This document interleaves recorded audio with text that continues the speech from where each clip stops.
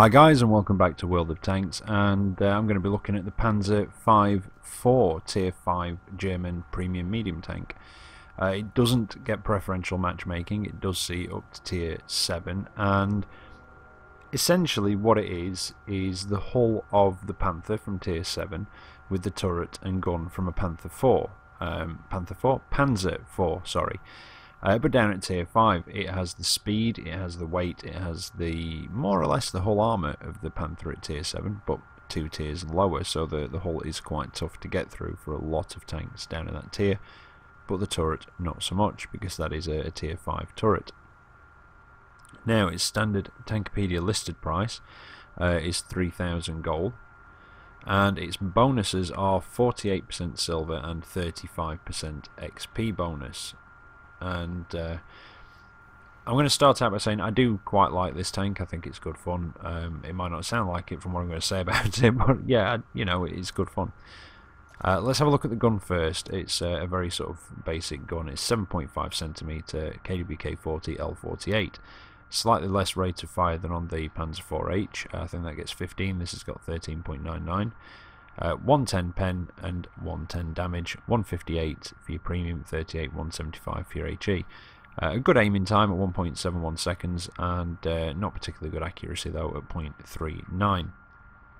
Now it is a low damage gun, but then again it's a Tier 5, that's what you've got to remember. It can be a bit of a pain when you get into Tier 7 matches though. The hull traverse is a little on the low side at 29 degrees a second compared to a lot of the other Tier 5 mediums, but the turret traverse is very, very good at 53 degrees a second. However, the view range at 320 I would say is a little poor, but I think it's about on par with some of the other German Tier 5 mediums, if I remember from being in the Panzer 3-4 the other day. Signal range is not bad though at 710, so again you won't have any trouble keeping in touch with your teammates. Now, supplies wise, 70 for your armour piercing, 2,800 for your APCR, and 38 for your high explosive, which are pretty much your standard prices for your sort of 75mm gun down at Tier 5. Equipment wise, I've gone for a gun lane drive, vents, and a gun rammer. You could possibly drop the vents and go for coated optics, something like that. It might work a bit better in your favour to have a bit more view range, especially in your Tier 7 matches. Now, the crew that I've got in it are not the crew from this. They're actually from my VK 4002B. 4502B, sorry. Yeah, the Tier 9 heavy German tank. So they are from that. But yeah, I would say you're probably not going to go far wrong with skills like that. Maybe drop out the track mechanic for the impact one. I can't think what it is. Controlled impact, that's the one. Because this doesn't get its nickname, the Rampanzer, for nothing. It can pick up speed, and because it's a heavy tank with good frontal armour, it can wreck tanks around a similar tier, and the lower tiers don't even stand a chance.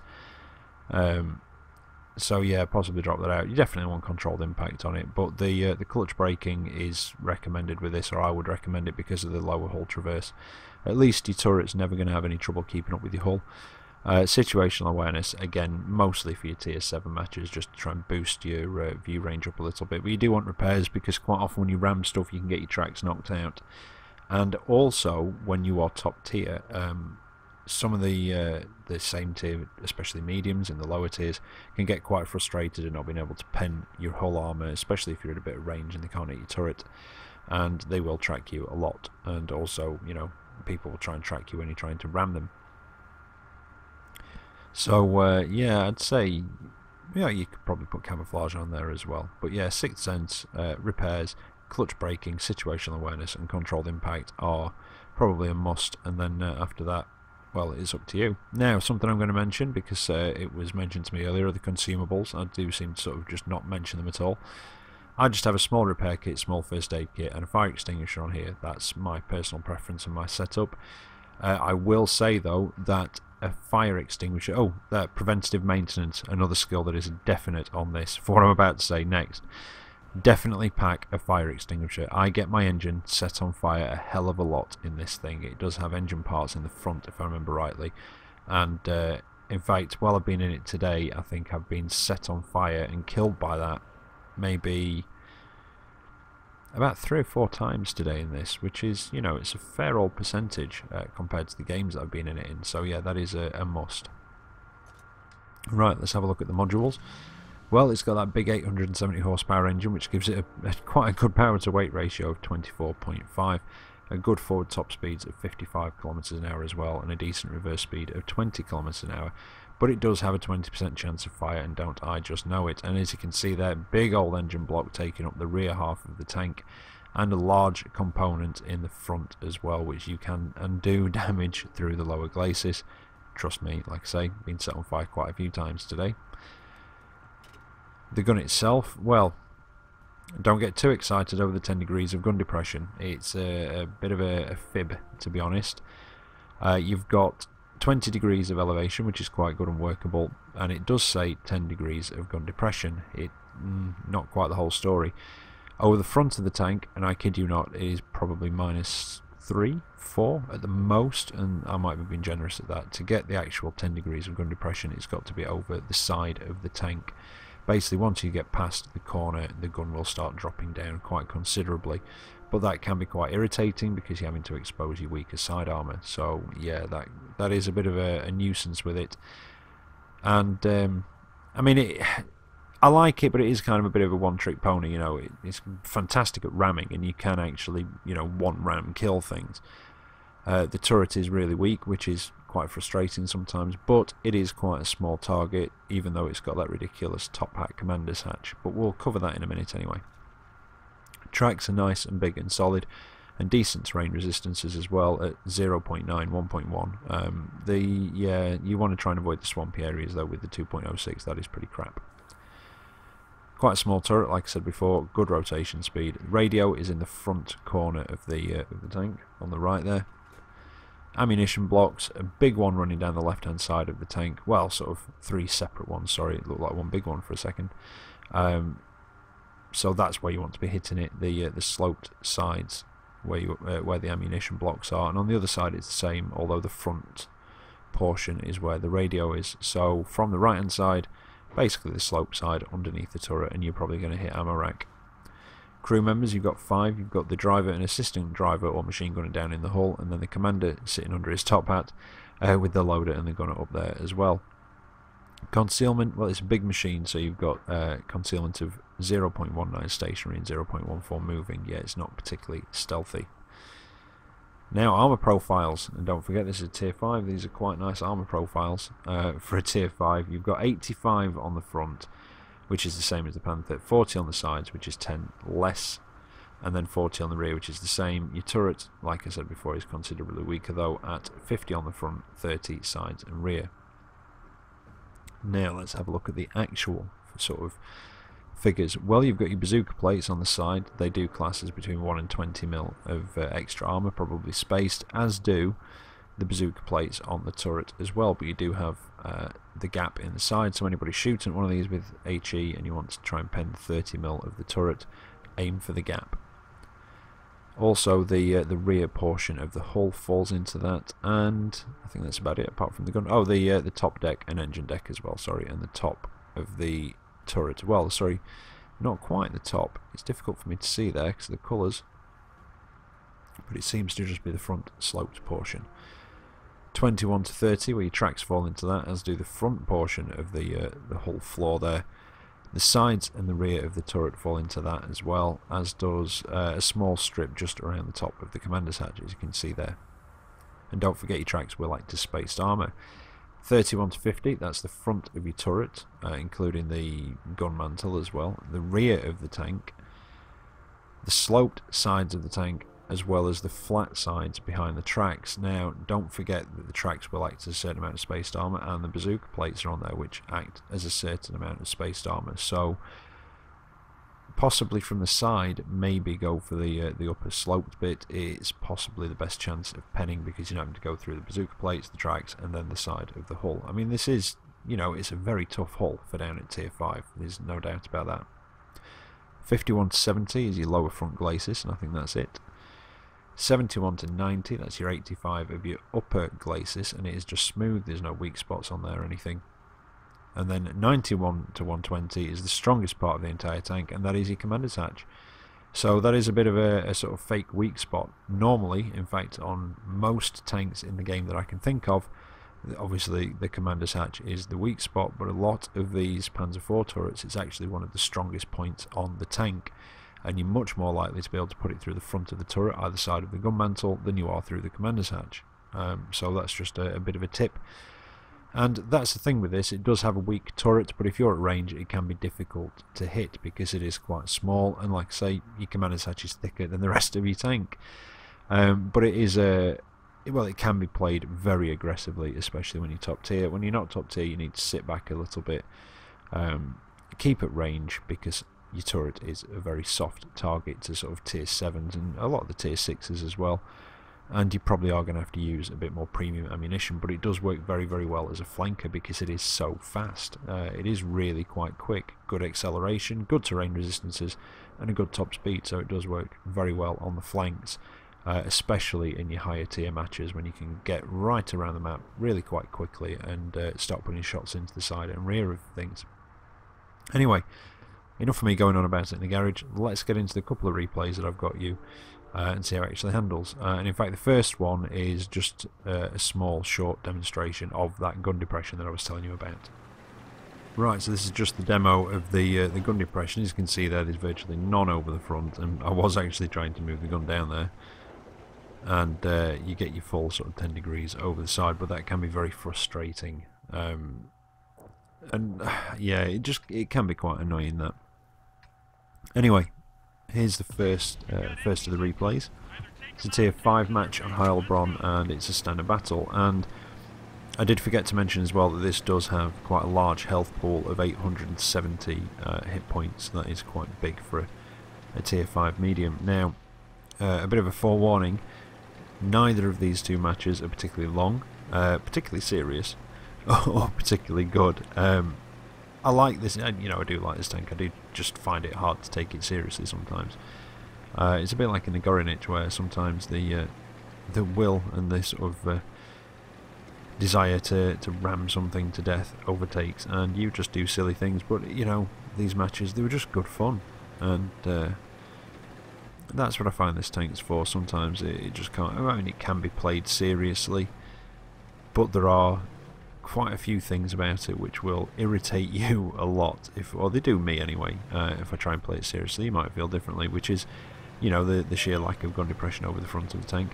That can be quite irritating, and the weaker turret, and also the accuracy and the slightly lower pen at range. That did bounce off the T-34 there. That one went through, and he burnt to death. And at the minute, there just seems to be, well, there's me, a light tank, couple of mediums, just blazing up this side to see what we can do, and I don't think I'll last much longer than this. I do something quite aggressive, a little bit YOLO, and but yeah, it turns out alright. I take down 3 people with me, so I was quite happy with that. So I was straight around the corner, there's T-67. I take a hit from an S-35 up on the hill, put a shot back at him, but just miss. And I know that there's at least 2 tank destroyers just over here. And oh no, there's 3. Right, okay, hits it, bang. He's done from full health. Put one into the T-46. Oh, there were 2. Set him on fire, finish him off. Still taking a couple of hits. Wolverine's on half health. Oh, just dropped down to a 3rd. And that was a ram kill to finish him off. And there you go. Yeah, so sometimes I do play the Rampanzer quite silly. And yeah, just have some fun doing it, you know. Why not every now and again? Just have a bit of fun. It doesn't always have to be taken seriously. So yeah, like I say, I do like this tank, but it does seem a bit of a one-trick pony, like I said in the garage. And that's basically the ramming. And if you're going to play it serious, I think, like I say, in the tier 6, tier 7 matches, definitely tier 7, you're going to have to be firing some premium ammunition, because the 110 pen, it's just not quite enough, especially when you've not got the accuracy to aim for weak spots properly at range. Now here's the second match. This is a tier 7 match. It's a little, I play a little bit more seriously in this one, with it being a tier 7. When I'm top tier, it's sort of, you just go for it. I mean, I don't charge straight into the ranks of the enemy. I thought I might have gotten away with that over there. I didn't, unfortunately. that's as it goes, but I took 3 tanks down, so I was quite happy with that. Like this one being a tier 7, play a little bit more sensibly. And it's an encounter on Dukla Pass, so what I'm going to do, or what my plan is, I'm going to try and get up to, well, somewhere around the sort of maybe E9, F9, that sort of area. Try and get around the other side of the cap. And I mean, as you can see, this thing can shift. You know, it's got good acceleration, it's got good terrain resistances, like I said in the garage. And it's got a decent top speed of 55 kilometers an hour, so it can move. And as you saw in the last match, that Hetzer didn't stand a chance. And I think I might have ram killed. I can't remember if I've ram killed a tier 5 medium from full health or not. I really can't remember. Ready to fire on target. Now I've managed to get more or less up to where I wanted to be. I'm in G8. But I did want to get round this side of the cap, and it's fast enough to do that. And that's why I say it can make a very good flanker, because it can move around the battlefield so easily. And I did take a bit of a speculative shot there. I go for the KV1. I do hit him, but his tracks just eat it. Again, try and judge where he might be, but he's not there. That T67's over there, though. He's not got much armour. He's not very heavy either. I sense a ram kill coming. And in fact, I don't even think I fire at him, and he sees me coming. And it's difficult to resist the urge to fire, but it's so much more worth it when you do something like that. And just, yeah, boom, see it, and it barely even broke stride. Now I'm going to see if I can get a shot in the T-34-85. Nope. I don't know if he's moved, or did that just sail over him? No, not there. That's not going to pen. Oh, it did! It must have dropped slightly and hit him in the side. And that really... I didn't think that was going to pen at all. That was very, very lucky. And now I've got a T-34, another tier 5 medium. And again, guess what I'm doing? I'm going in for the ram kill. However, the T-34 is also quite nippy. And I don't know if they've just not noticed me, but they, yeah, I'm just chasing them down at the minute, trying to damage their engine and just give them a bit of a nudge. Put one into the side of the KV-85. Take a hit there, though, from Tiger P. Try and give him a bit of a knockback, but I'm going to pull back and get out of there, I think. Try and stay out of his way. Can I get a hit on the T-34-85? Not quite. Not quite fast enough. And lucky that I decided to pull back there, because an SU-152 had come alongside me and I don't want to take a hit from him, and luckily he missed. That was very risky. I'm going to try and get round beside him. Beside him? It's like I've gone back to the 1800s there. And I did manage to get past him without taking another hit. Looks like I got the big gun, but unfortunately the Tiger P finishes me off. I did think he was occupied, but he wasn't, or if he was, he wanted to take me down. So there you go. Came out that one with just over 900 damage done again. Probably could have got a bit more done if I'd have been a bit more cautious about that Tiger P, but I did come second and I was bottom tier at that, so quite happy considering that I wasn't in the match for very long. There you go. The Rampanzer, the Panzer 5.4. I hope you've enjoyed that, I hope you found it informative, and I'll be back tomorrow with another video. So until then, take care out there and I'll catch you next time. See you later.